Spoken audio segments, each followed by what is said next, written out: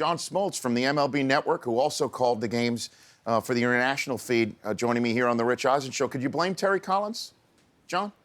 No, I actually feel bad for him, but I think everyone's going to have. Look, I've done and been in enough World Series where people lose all track of time, and it's easy to second guess, and it's easy to play armchair quarterback. But the only thing I'll say is that having been there and done that, and wished I could have demanded in certain situations to stay in, you only have to watch, did the emotion and the environment cause him to get away from pitching?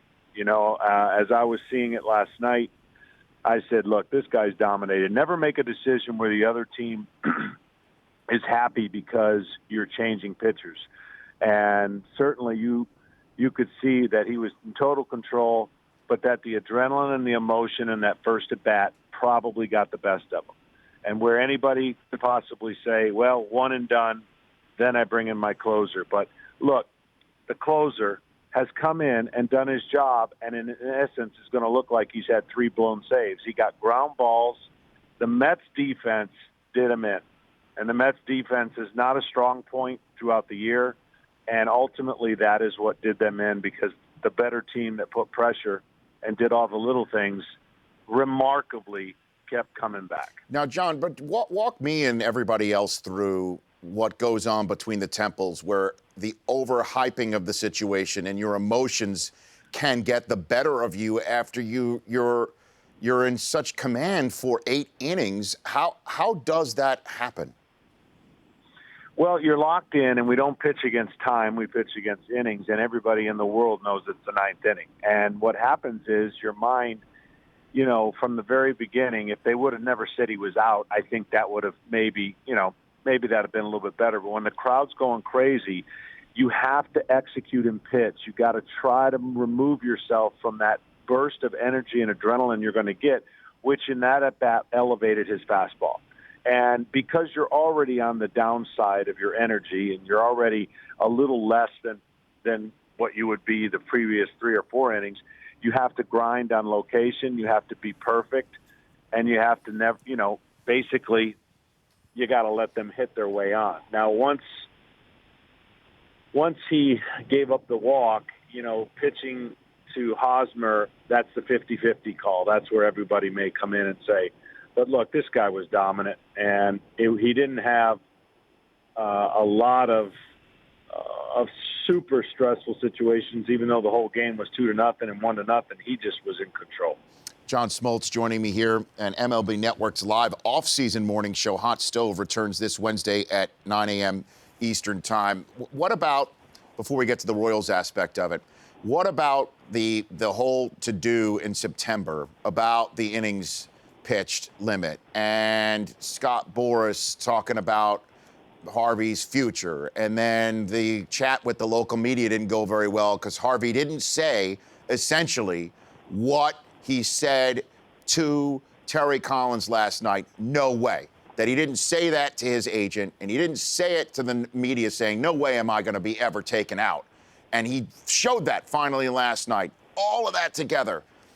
Terry Collins, do you think this morning he's saying I should have said no way back to him because I needed to be sort of like the adult, if you will, with the eyes fully clear making this decision, John? Well, like I said, I mean, if anyone thinks they want to manage, just try to understand what that situation was like. The stadium was going crazy. And, look, that stuff that you just talked about was not handled at all. And it put Matt Harvey in a very difficult situation personally. And I think he won his fans back after that performance last night and just what he was able to do. I give him a lot of props. This man had exceeded a lot of expectations and really, for the future of his career and the team's success, he was able to pitch and use your eyes to know that if he's struggling and stressed, then you take him out. Even in those pitch innings limits, he told Terry Collins in Cincinnati, one more inning when they had already set a plan. So I get it. You can't have it both ways, but I'm just telling you what Matt Harvey went through was something that will make him one of the best pitchers in the game. And what he dealt with and not knowing how to handle it is just being in a situation that he could have never, ever expected when somebody else said something on his behalf, and then he was put as almost a villain. Mm-hmm. MLB Networks and Baseball Hall of Famer John Smoltz joining me here. How good are the Royals, John? You have the floor. Well, I tell you what, it's incredible to watch. I mean, this is not, some teams make a fluky run and do things they wouldn't do normally in the regular season, and you could just chalk it up to that. This is their DNA. This is 1 through 25. Special components off the bench, an unbelievable and unique catcher. When you really dissect the two teams, it shows the weaknesses that the Mets had.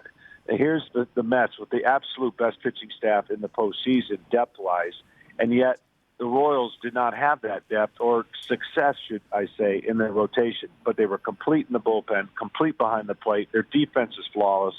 Offensively, they grind out at bats 1 through 9, and their speed just puts too much pressure.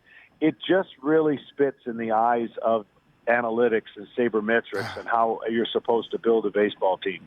In the last 2 years, and actually the last, these two teams that have won the World Championship have been teams that had the best team. They had continuity.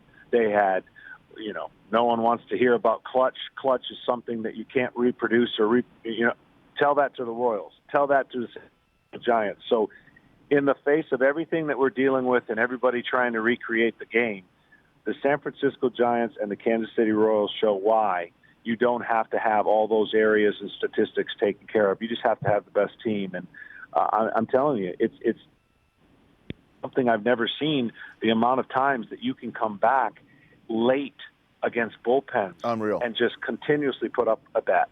And it's interesting. It spits in the face of the sabermetrics, which, as you know, has absolutely taken over this sport. I'm wondering, though, like the NFL being a copycat league, do you think that people will look at Ned Yost and say, well, okay, he's an instinctive guy and may do some crazy things, and this team is aggressive and they go ahead? Of course, they have a plan. It's not like that they're just going out there and seeing and just hitting. But do you think this could actually be something that other teams will try and copycat, John?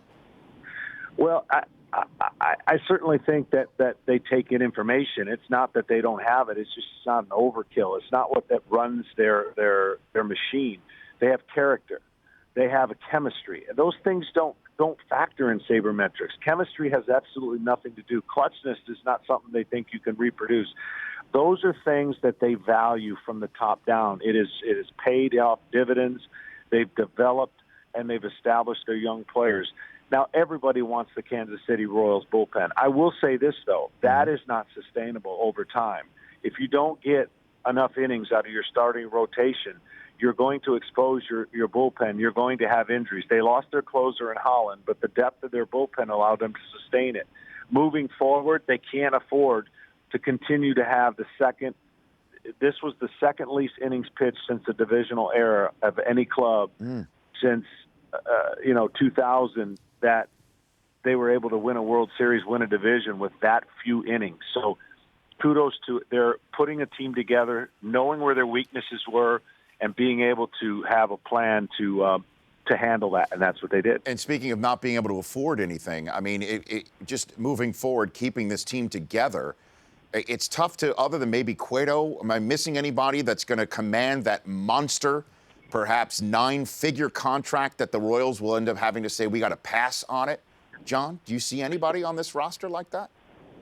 Well, it's funny because somebody will see that, in baseball. Anytime you think that you have a range of a contract, somebody will see it as more valuable and push the ante up. I think Gordon will be interesting to see, could exercise his option out and test the free agent market. But again, there is value in knowing that a club, much like myself, taking less every chance I could to stay with the Atlanta Braves and sustain winning. That's some things to some players actually does matter. I think they have that culture there. I think they have a unique way to blend and take a little less if you love playing where you love playing and who you're playing for. So it's interesting in this day and age where we've created, all our CEOs and individualisms that get all those huge contracts, and a lot of those teams don't find a way to win. It's kind of kind of funny how that works out. And I think this is what shows why baseball, why San Francisco, 3 of the last 6 years, now Kansas City back-to-back, have found, a way to make that happen. John, I've really enjoyed chatting baseball with you over the last few weeks, and with the season now in the books, I'd love to keep chatting with you throughout the hot stove and maybe some football, because I know you're locked in on that, even though you didn't really want to talk about what happened in London yesterday. I understand, John. I would love to keep chatting. That isn't even. I don't even know that. Do they have a team? Thank you, John. I appreciate your call. Okay. You bet. That's, again, John Smoltz from MLB Network. Hot Stove, their morning show returns Wednesday at 9 Eastern Time, and MLB Network will be the exclusive home to the Baseball Writers Association of America award announcement starting Monday, November 16th. The Rich Eisen Show, weekdays at noon Eastern. On Audience.